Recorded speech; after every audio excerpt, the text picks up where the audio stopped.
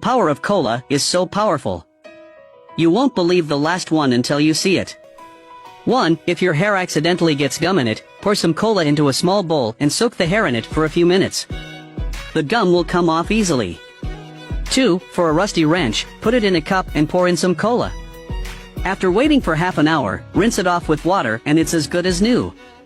3. Combine cola with laundry detergent to eliminate all black and mold stains. 4. Spray a mixture of white vinegar and cola on glass to make it clean and bright. 5. Add egg white to cola, and stainless steel will sparkle. 6. Add laundry detergent to cola, shake it well, and spray it on yellow stains in the toilet. The stains and odor will be eliminated instantly. 7. If your kettle has too much limescale, pour cola into it, then heat it up for a while. Pour out the boiling cola, and your kettle will look as good as new.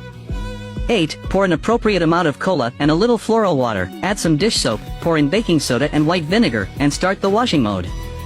See how dirty your washing machine is. Follow me for more practical tips.